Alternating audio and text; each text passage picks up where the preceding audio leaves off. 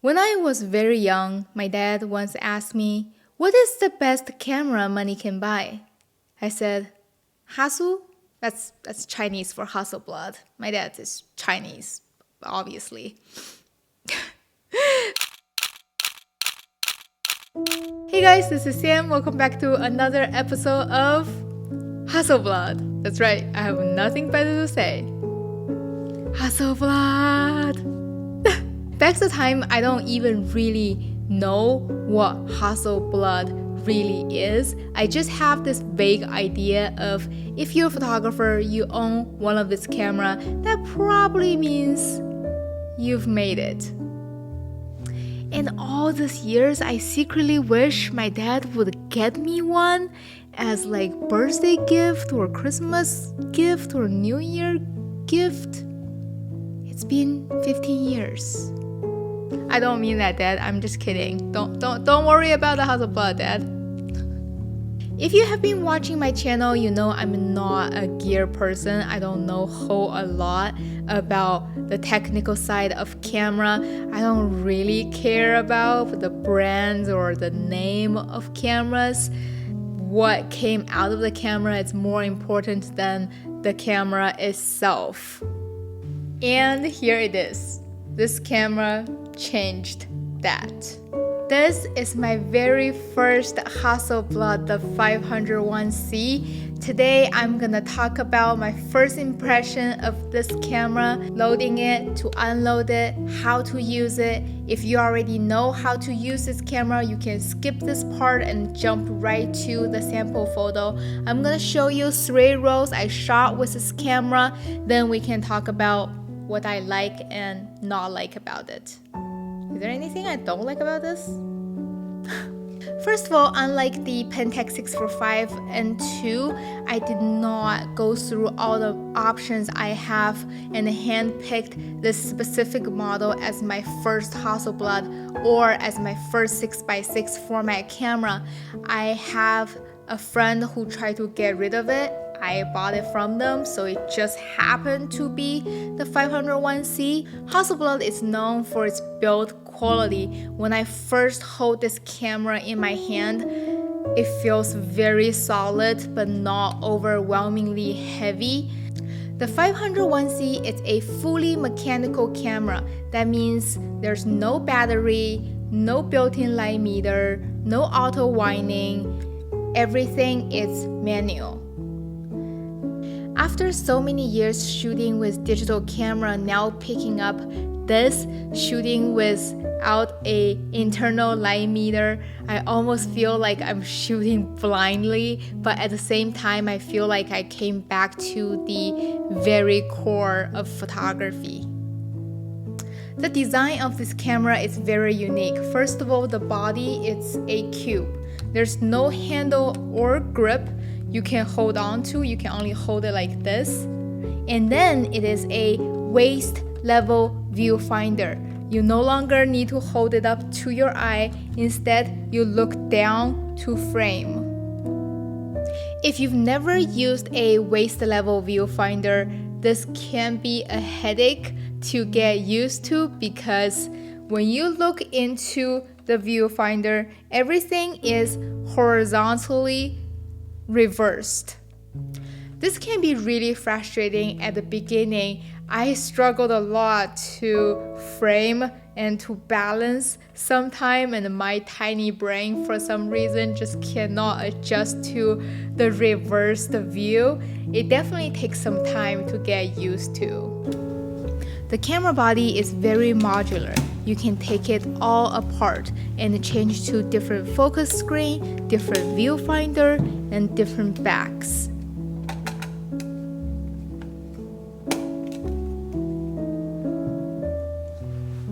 To start shooting with this camera, first of all, you need to load the film. First of all, you're gonna turn the film holder key counterclockwise to pull the holder out. And then you put the film roll on the starting side. Gently pull the film paper out. Remember, the black side is facing out.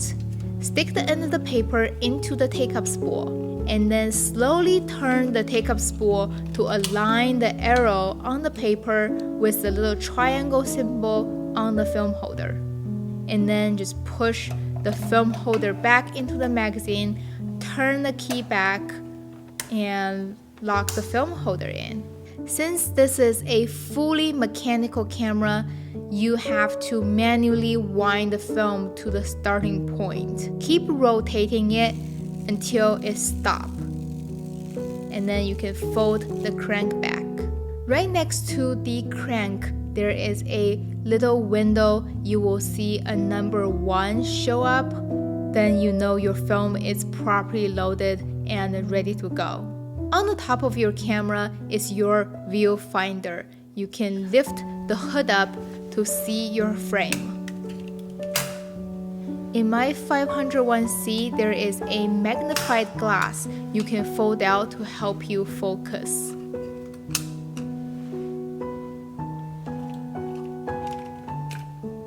Another thing you need to remember and get used to is the magazine slide.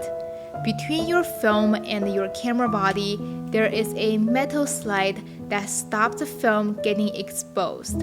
So you can take the whole magazine out and change to another magazine with a different film in it.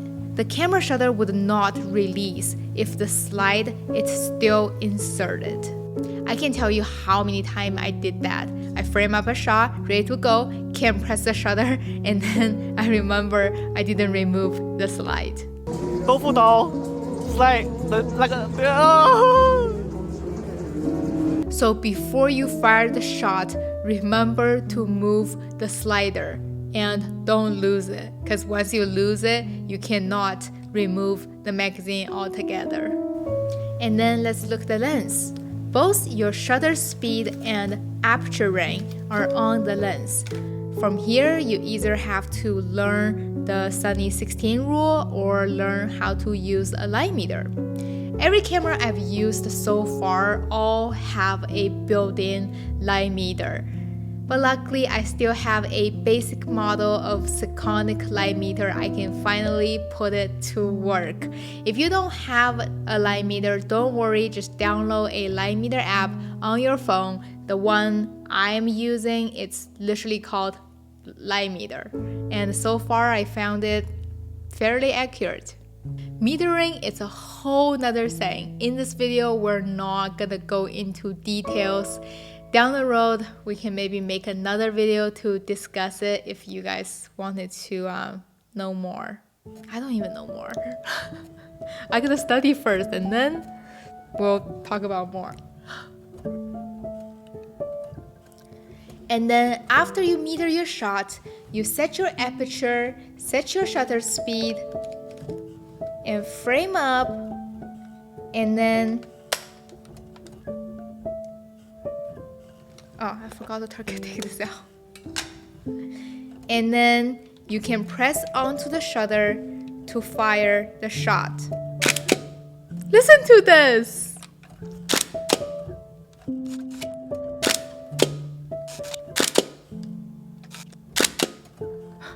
I can do this all night. I just love how the shutter sounds. It sounds important. It sounds like you just took a shot that matters. I know that's all in my head, but you know what I mean?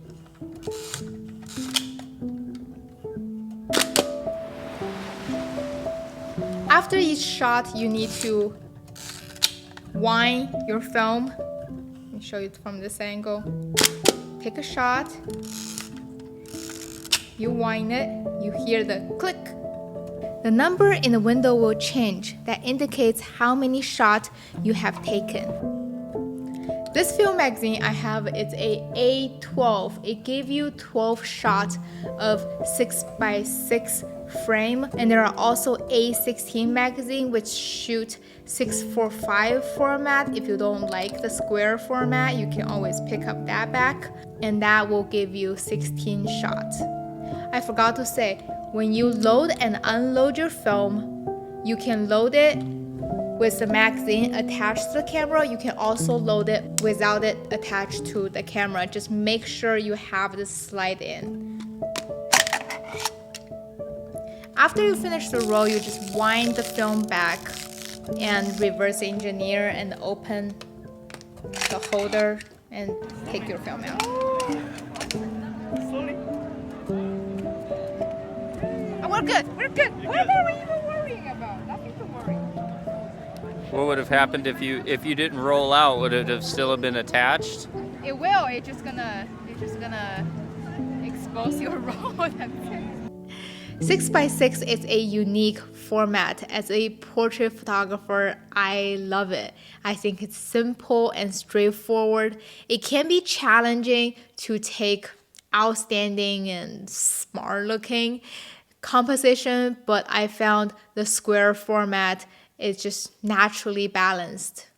After the test roll to check if the camera worked properly, I then took this camera to Santa Monica Pier and met up with another internet friend who also owns a 500 series and never been to Santa Monica Pier. Meet Jerry. Jerry is a longtime viewer from my channel and he lured me out with some special film stock. That's a whole nother story. We walked around Santa Monica Pier and took some pictures. And Jerry also let me play with his more advanced light meter. Thank you, Jerry. I was shooting on the Kodak Gold 200.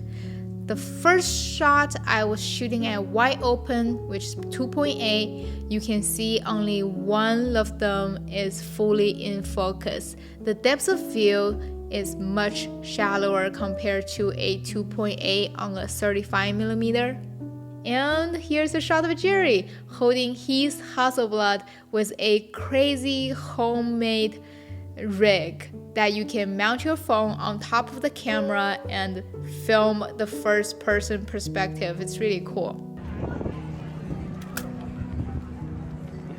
Oh, I see.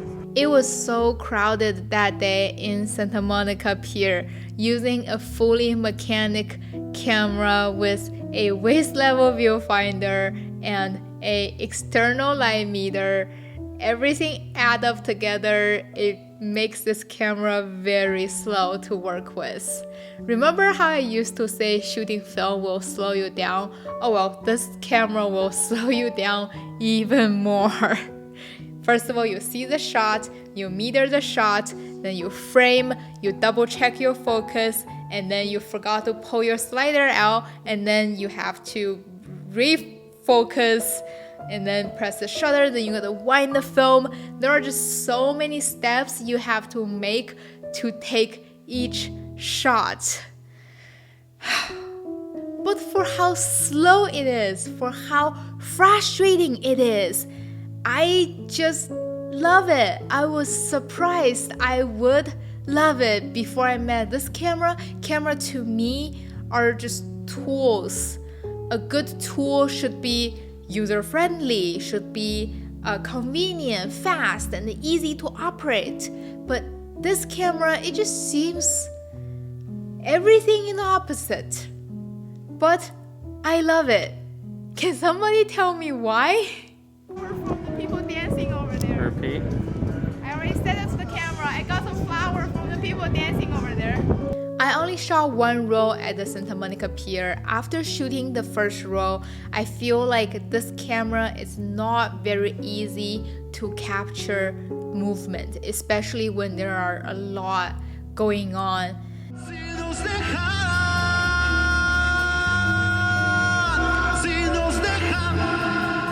Muchas gracias. Thank you so much.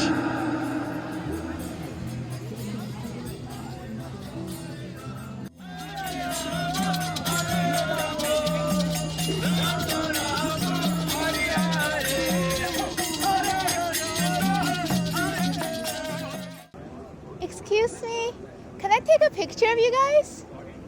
No, thank you. Alright, that's fine. No problem. No, I missed the shot.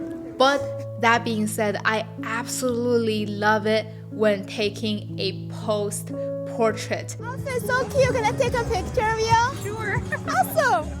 when I take the time to properly frame up the shot, metering the light, and nail the focus, when I take the time I need to slow down, I love it. I can't tell you why or what I specifically like about these photos. Is it the golden hour sunlight? Is it the 80mm 2.8 Zeiss lens? Is it the Hasselblad body?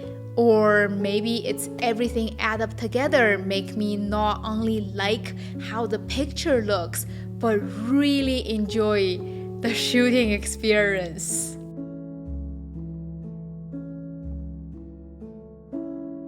That was 30th of a second, handheld. To search for the answer, I did another portrait photo shoot. And this is Yankee. She's a girl with many skills. She's a dancer, drummer, she likes to travel, she's interested in media and creative field. This is our first time meeting each other in real life. She's kind enough to let me photograph her in her home.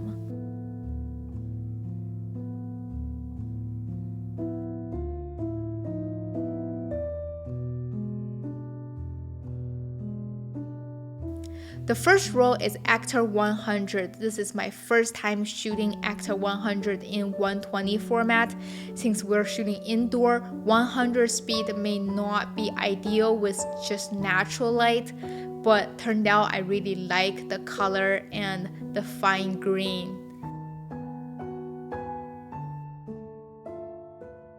I enjoy working with square format. What's tricky about this is the waist level viewfinder. I soon realized how much limitation I have by only looking down to frame.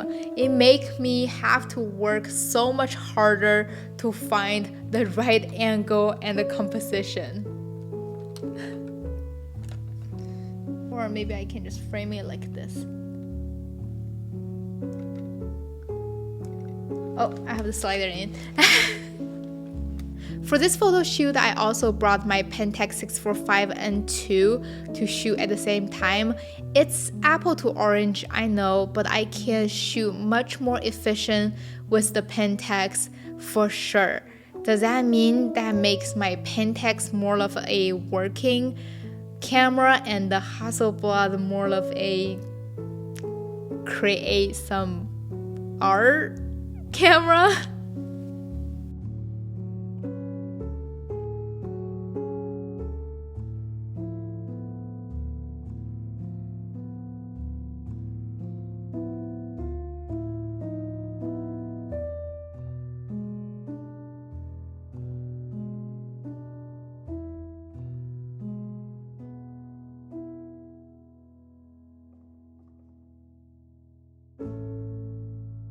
After shooting indoor, we decided to go to a nearby park to shoot a little more outdoor, but the park we were planning on going, it was closed. As we almost about to give up and wrap up for the day, we found a tiny little parking lot. The park we want to go is closed, so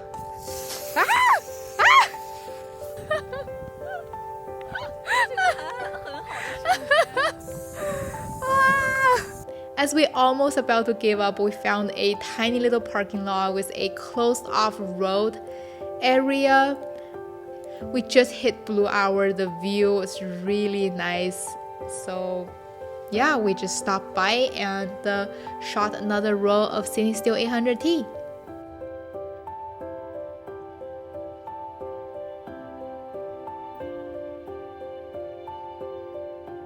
At blue hour, 800 speed is still not good for handheld.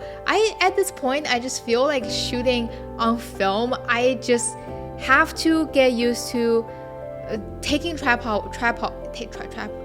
I just have to carry tripod with me pretty much all the time.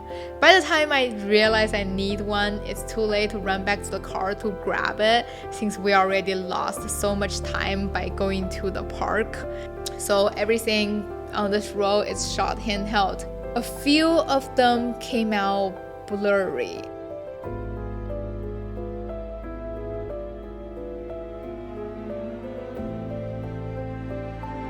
This was also my first time shooting with Cinestill 800T in 100 format, in low light and low shutter speed handheld situation with all the halation. A few of them, I think it turned out a little muddy in my opinion. It looks really beautiful in this, but let's see how it's gonna turn out.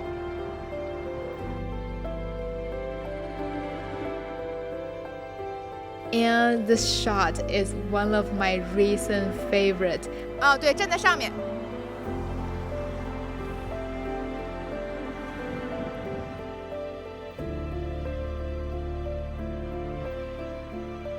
I'm so glad I did not give up after seeing the park is closed. Alright, we're finally done. I thought we're just gonna roll like 2-3 frames. We end up finish the whole roll. The other side, the other side. The other side. Wow. This is totally an accident. We were going to go to another park. It's closed. And we just drove by. I was like, you know what? We're already here. Let's check it out. And it ended up looks really nice. I mean, at least through the lens. We'll see how the film turns out. Over the years, I have used quite a few cameras between digital and film, but so far, this is oddly the only camera that makes me wanted to go out and take more pictures. Like, not only to go out and taking pictures, but go out to use this camera. What kind of magic or curse is that? Is it just me? Or I've only shot 4 rolls with this camera so far. My only issue with it is the waist level of viewfinder. I feel like it limits the angle, but I think that's also part of the character. So basically, I haven't found anything I don't like about this camera yet. I will work with this a little longer before deciding if I want to purchase a prism to compensate. And alright, this is it for this week's video. Hope you enjoy it. If you find this video any helpful, please give a like button. Give a like button.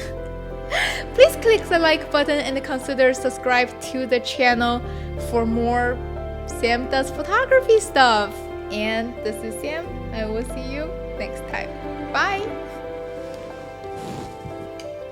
I just realized I didn't wear glasses for this whole video. Oh wow, this is much more clear now. Can you believe it? I already broke this camera once. I have to send this to a repair already, but luckily it's an easy fix. We'll talk about this next time because I have a extender tube with this.